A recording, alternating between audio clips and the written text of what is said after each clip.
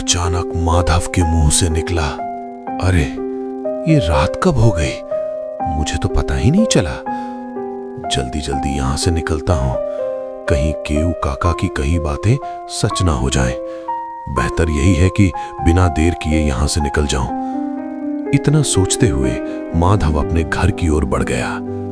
थोड़ी ही देर में वो चंद्रपुर के अपने कच्चे घर के सामने खड़ा था। घर में घुसते ही उसकी नजर अपनी मां पर पड़ी और मन में चिंता उठी। वो पूछ बैठा कि तबीयत ठीक है या नहीं। मां ने बताया कि दूसरे गांव से डॉक्टर आया था, 2 सुई लगाई और दवा दे गया।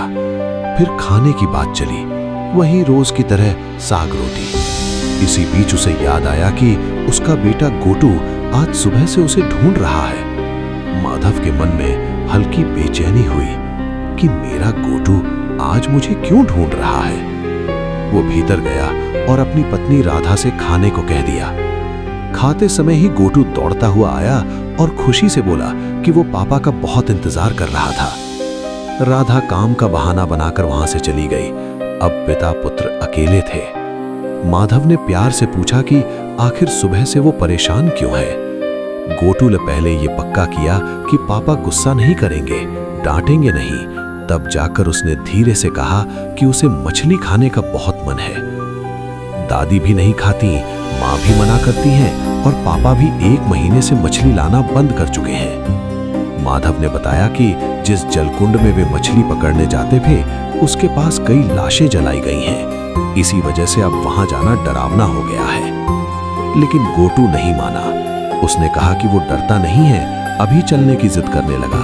माँ दादी को बिना बताए चुपचाप। हल्की मुस्कान के साथ माधव मान गया। दोनों ने जल्दी जल्दी भाला, डोरी और टोकरी उठाई और अंधेरी राह पर निकल पड़े। उन्हें क्या पता था कि ये खुशी भरा सफर मौत की ओर जा रहा है। चलते चलते माधव को अजीब सी आवाजें सुनाई देने लगी। कोई उसका नाम लेकर बीड़ी मांग रहा था, लेकिन गोटू को कुछ भी सुनाई नहीं दे रहा था। आवाजें और भयानक होती गईं। माधव डर गया, वापस लौटने को कहा, लेकिन गोटू बेफिक्र आगे बढ़ता रहा। जल्द ही वे शमशान वाले जलकुंड के पास पहुंच गए। मछलियां दिखीं, गोटू खुश हो गया। माधव के कानों में फिर वही आवाज गूंजने लगी। अब वो मजाक उड़ा रही थी, मछली मांग रही थी। माधव ने डरते डरते भाला फेंका। पानी में जोर की छपाक हुई। गोटू चिल्लाया कि मोटी मछली है, लेकिन दूसरी बार भाला पानी में तैरती एक खोपड़ी से टकरा गया। उसी पल एक भयानक चीख गूंजी। अब माधव को समझ आ गया, बहुत बड़ी गलती हो चुकी थी।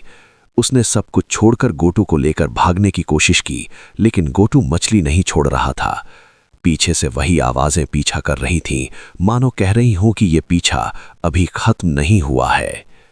काफी दूर भागने के बाद दोनों थककर एक जगह रुक गए और यहीं पर कहानी एक खौफनाक मोड़ पर आकर रुक जाती है।